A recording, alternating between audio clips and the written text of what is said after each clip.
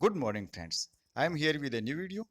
ये वीडियो है आपको जो फॉर्म फिलिंग में RIE CEE का जो रजिस्ट्रेशन करवा रहे हैं आप, और फॉर्म फिलिंग में आपको जो प्रॉब्लम्स आ रही हैं उसके बारे में और उनका सॉल्यूशन।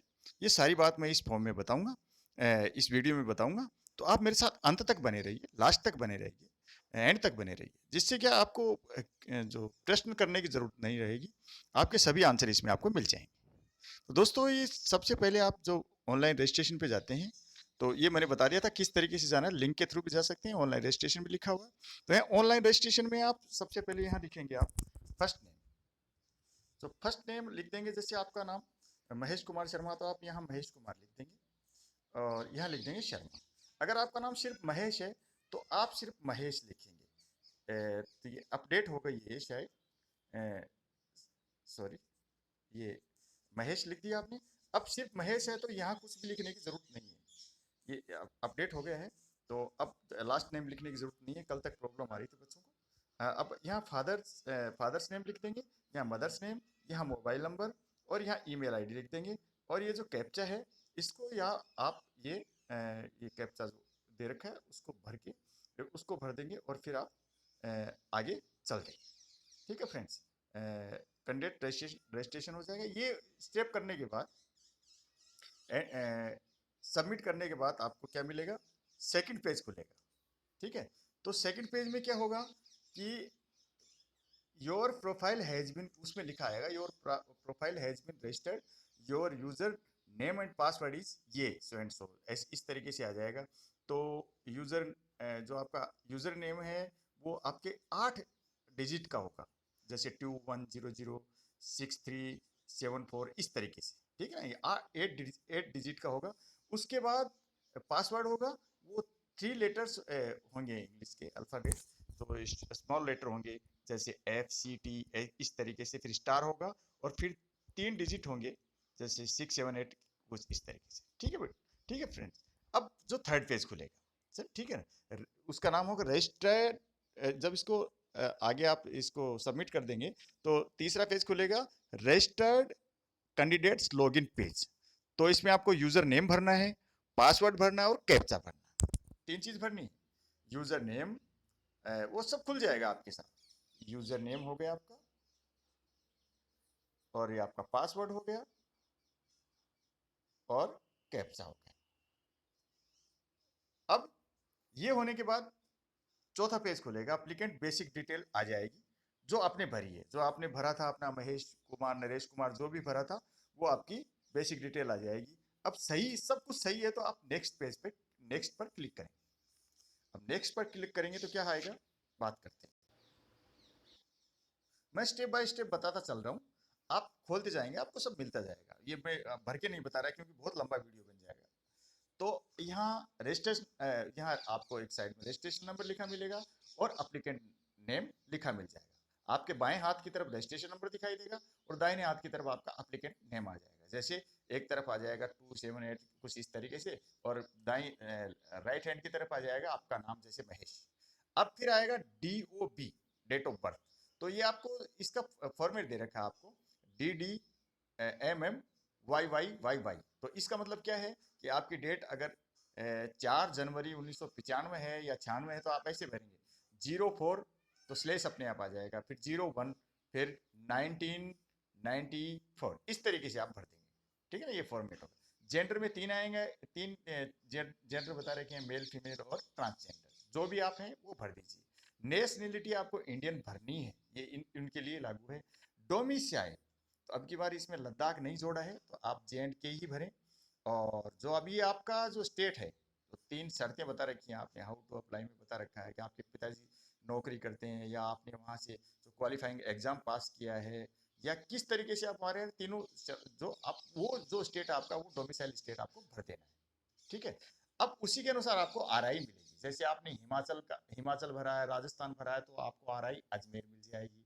और आपने अगर भुवनेश्वर से पास किया है, उड़ीसा से पास किया है, उड़ीसा में किसी स्टेट से, पुरी से, कहीं से भी पास किया है, तो आपको या बंगाल से पास किया तो आपको RIE भुवनेश्वर ऑटोमेटिक आ जाएगा, ऑटोमेटिक। कैटेगरी भर देनी है आपको, आप जनरल, ओबीसी, एससी एसटी किस कैटेगरी से हैं, आपको रिजर्वेशन मिलेगा। एससी एसटी, ठीक है, ओबीसी नॉन क्रीमी लेयर और ईडब्ल्यूएस, इनको रिजर्वेशन मिलेगा, बाकी को नहीं मिलेगा। अब आगे आएगा इफ डिसेबल्ड, अगर आपको किसी तरीके की परेशानी है, आप दिव्यांग हैं, पीडब्ल्यूडी कैटेगरी में आते हैं, तो आपको किस टाइप की डिसेबिलिटी, आप क्लिक करेंगे तो वहां आएगी, आप यस कर देंगे तो वहां आएगा कि आपको लिखना है, डिसेबिलिटी वाला आएगा तो आपको लिखना है कि आप तो क्लिक करते ही आएगा यस कर देना आप, अगर कोई आप दिव्यांग हैं तो यस करते ही वो आएगी कि आप किस टाइप के दिव्यांग हैं, थैलेसीमिया है या आपको कोई अस्थि संबंधी रोग है, आँख कान सब आ जाएगा, तो डीप डम का है ना, तो आप वहां फिर जिस टाइप की है उस पर क्लिक कर देना। और कितने परसेंट है ये भी आपको बताना है, आप 80% दिव्यांग हैं, 60% हैं, 70% हैं, जो भी आपको, या 40% है, जो भी, ठीक है। अब आपका रिलीजन है हिंदू, मुस्लिम, सिख, पारसी, जो भी आपका धर्म है वो भरना है। और ब्लड ग्रुप है, अगर आपको पता है ए है, बी है, जो भी आपका ब्लड ग्रुप है, अगर पता नहीं है तो आप उसमें आई डोंट नो पर क्लिक कर दें, ठीक है। आगे चलेंगे, फिर आगे आएगा सीकिंग एडमिशन इन प्रारंभ। अगर आप प्रारंभ में, अगर 12वीं पास करके आप प्रारंभ में 100 सीटें हैं, 30 सीटें हैं बीएस, 30 सीटें हैं बीए बीएड की, और 35 सीटें, यानी कुल 70 सीटें हैं BSc BEd bio, 35 BSc bio CBZ की हो गई, 35 हो गई पीसीएम की, इस तरीके से 100 सीटें हैं, तो आप वहां अप्लाई कर सकते हैं, ठीक है। अगर फिर एक और आएगा, अगर आप हैदराबाद कर्नाटका से बिलोंग करते हैं, मैं आपको पहले भी बता चुका हूं, अगर आप कर्नाटक हैदराबाद, हैदराबाद मैं पहले बता चुका हूं एक ये बात, हैदराबाद कर्नाटका से बिलोंग करते हैं, तेलंगाना वाले की बात नहीं, तो आप उसको फिल करें, बिकॉज आपको रिजर्वेशन मिलेगा, रिजर्वेशन आर्टिकल 371 जे, ये आपको एलिजिबिलिटी सर्टिफिकेट भी चाहिए, ठीक है। अगर आपने 2021 में एग्जाम, अब इसको आगे चलेंगे तो नीचे आएगा, अगर आपने 2021 में एग्जाम दिया है तो आप ऑप्टेंड एंड मैक्सिमम मार्क्स में 0 0 भरना, ठीक है। अभी 2021 में आपने 12वीं पास की है, या आपने, या अभी पास तो क्या किया, अभी तो आपका रिजल्ट ही नहीं है, आप अभी एग्जाम भी नहीं हुए हैं, सीबीएसई के भी एग्जाम नहीं हुए, स्टेट बोर्ड के भी एग्जाम नहीं हुए, तो अगर आपने ये एग्जाम नहीं दिया है, अभी रिजल्ट भी नहीं आना, तो आपको सबको 0 0 भरना है। आपने अगर बीएड किया है आपका, या बीएड एमएड के लिए अप्लाई कर रहे हैं, तो बीएड फाइनल ईयर नहीं हुआ तो भी आपको 0 0 भरना है। अगर आप बीएड के लिए भर रहे हैं और आपके ग्रेजुएशन का रिजल्ट नहीं आया तो भी 0 0 भरना है। अगर आप 12वीं का एग्जाम देंगे अभी नहीं आया तो भी आपको 0 0 भरना। अरे आप ये निश्चिंत रहिएगा, जब तक आपके 12वीं का रिजल्ट नहीं आ जाता तब तक आप क्वालिफाइंग मार्क्स भर सकते हैं।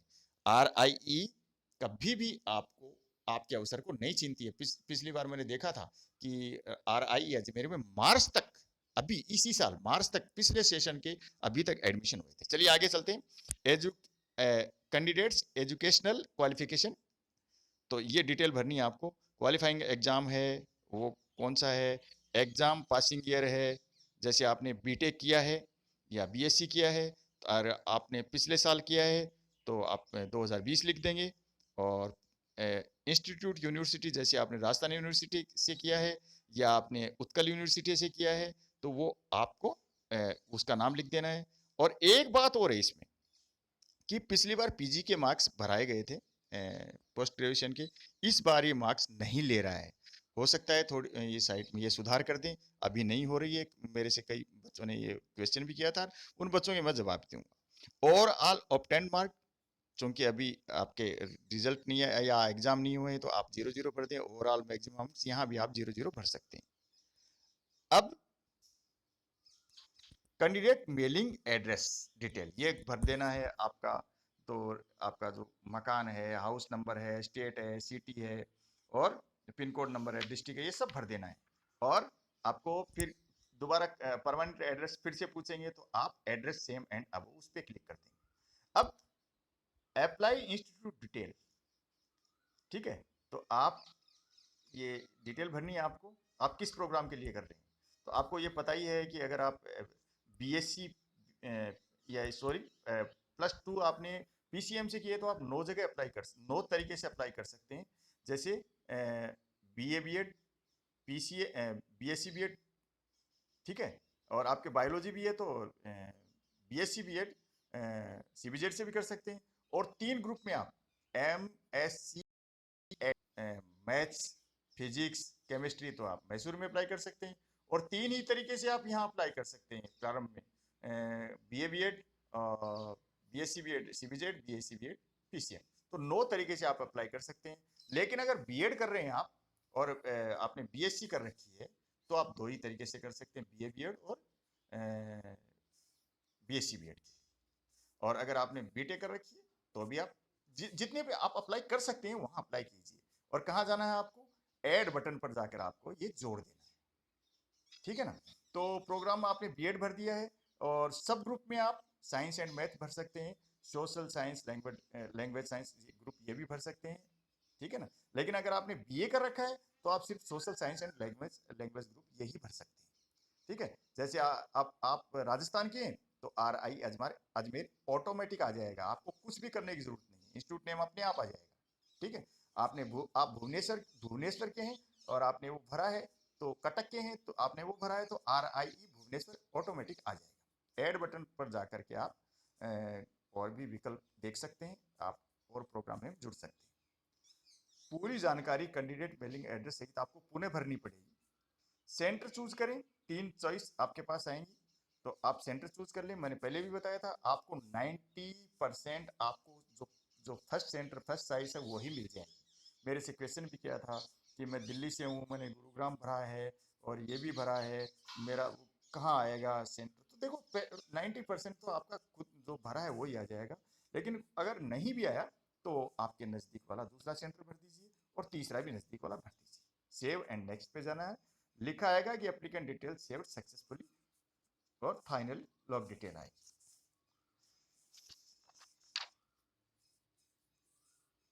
लेकिन इससे पहले लॉग करने से पहले आपको क्या करना है, अपनी फोटो और साइन अपलोड करने हैं। जो साइज बताई गई है कि इतने इतने केबी में फोटो, इतने में साइन, आपके साइन होने से, तो आपको वो डिटेल अपलोड करनी है। उसके बाद फाइनल लॉग डिटेल्स, ठीक है।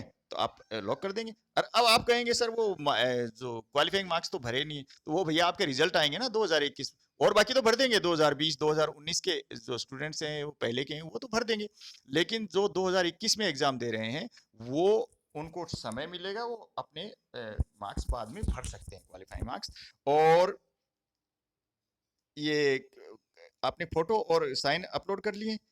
अब आपको फी पेमेंट का वो है, एग्जाम फी है लगनी है। तो देखो देखो पिछले साल ये 1,000 रुपए थी जनरल और ओबीसी के लिए, और बाकी जो कैटेगरी थी SC ST PWD इनके लिए 500 रुपए थी। तो वो ही रहने वाली है, मुझे पूरी उम्मीद है। तो आप ये रजिस्ट्रेशन अभी शुरू नहीं हुए, ये बाद में शुरू होंगे। ठीक है दोस्तों, जल्दी शुरू हो जाए। तो देखिए ये आपका हो गया, ये फॉर्म का प्रोसेस आपका पूरा हो गया। अब हम चलते हैं, जो कुछ क्वेश्चन ले लेते हैं। यहाँ पे कुलदीप चौधरी जी पूछते हैं कि हमारे पास 3 ऑप्शन है सर। मैंने कुलदीप जी आपकी बात का जवाब दे दिया है। हेलो सर, दिल्ली से हूँ, रारा अजमेर के साथ मैसूर में भी अप्लाई कर सकती हूँ क्या? सबीना जी पूछते हैं। वैसे तो मैंने आपको जवाब दे दिया सबीना जी, लेकिन आप अगर 12वीं में आपके पास पीसीएम है तो आप वहाँ से 3 MSc एड के लिए अप्लाई कर सकती हैं। Chemistry, MSc Ed chemistry, physics और मैथ्स के लिए। और श्रव्या जी कहती हैं सर आप MSc कैंडिडेट को और BSc की मार्क्स भरने को कहा, लेकिन फीलिंग में BSc का ही बता रहा है, MSc का कहाँ भरना है प्लीज। मैंने बता दिया क्या वास्तव में ऐसा है। देखिए अपडेट कर सकते हैं, लेकिन अभी सिर्फ ग्रेजुएशन के मार्क्स ही ले रहे हैं। रमेश जी पूछ रहे हैं सर आदरणीय सर क्या आप बता सकते हैं कि एमएड ग्रेजुएशन स्पीड, मैंने जवाब दे दिया है आपको। और ये इम्पोर्टेंट इनका था सर, नमस्कार कुलदीप जी का। जो बच्चे अब की बार 12वीं के एग्जाम देंगे उन बच्चों को RIC फॉर्म में मार्क्स में क्या भरना होगा, मैंने आपको जवाब दे दिया है। सर हम दिल्ली में रहते हैं, हम अजमेर के साथ साथ प्रारंभ झज्जर के लिए अप्लाई कर सकते हैं, ये भी मैंने बता दिया। जो फिर इनको जो लास्ट में उत्तर है जो मैं बता देता हूँ, इम्पोर्टेंट है। Sir thank you very much, मैंने ये क्वेश्चन बहुत से RIC यूट्यूब चैनल वालों से पूछा, पर किसी ने जवाब नहीं दिया, बल्कि मेरे व्हाट्सएप पर मैसेज आया कि आप हमें हमसे इंक्वायरी कार्ड परचेज कर ले और नोट्स भी। उन्होंने फी चार्ट मुझे भेज दिया, मेरे क्वेश्चन के आंसर नहीं दिया, पर आपने मेरे क्वेश्चन का आंसर तुरंत दिया। इसके लिए शुक्रिया अदा करता हूँ। देखिए कुलदीप जी, ऐसा है कि यूट्यूब पे कई तरह के लोग काम करते हैं, कई बेरोजगार भी हैं, उनका यही रोजगार है, तो इसमें कोई बुरा मानने की कोई बात नहीं है। अपना व्यवसाय सभी करते हैं। हाँ, मेरे पास गवर्नमेंट जॉब है और मैं एक टीचर हूँ, और टीचर बना मेरा नज़रिया थोड़ा डिफरेंट है, अलग है। तो आप नाराज नहीं हो, और आपने अच्छा कमेंट लिखा, उसके लिए धन्यवाद। अब मेरे टेलीग्राम चैनल पे भी 2-3 क्वेश्चन आए, मैं उनको ले लेता हूँ। Hi, EWS certificate not made by government due to lockdown, it will be okay if I submit is it during document verification. बिल्कुल, आप ये सबमिट बाद में सबमिट कर सकती हैं, आपका बन जाए तो ठीक है। किसी के पास RIC स्टडी मटेरियल, ये चलिए ये नहीं है। सर मैंने इन्फॉर्मेशन फिल अप कर दी, फोटो साइन अपलोड कर दिए, आगे अब लॉक करना है या फिर पेमेंट और बोर्ड 12th के फिल करने के बाद करना है? नहीं, आप लॉक कर दीजिए, फोटो साइन अपलोड करके आप इसको कर दिया है तो आप इसको लॉक कर दीजिएगा। ये पेमेंट बाद में हो जाएगा, वो स्टार्ट होगा। ओके फ्रेंड्स, अगले वीडियो में फिर मिलता हूँ, तब तक के लिए नमस्कार, धन्यवाद, जय हिंद। ज़्यादा जानकारी के लिए मेरे से जुड़े रहिएगा, और मेरे टेलीग्राम चैनल पे भी जुड़ जाइएगा, आपको लाभ होगा।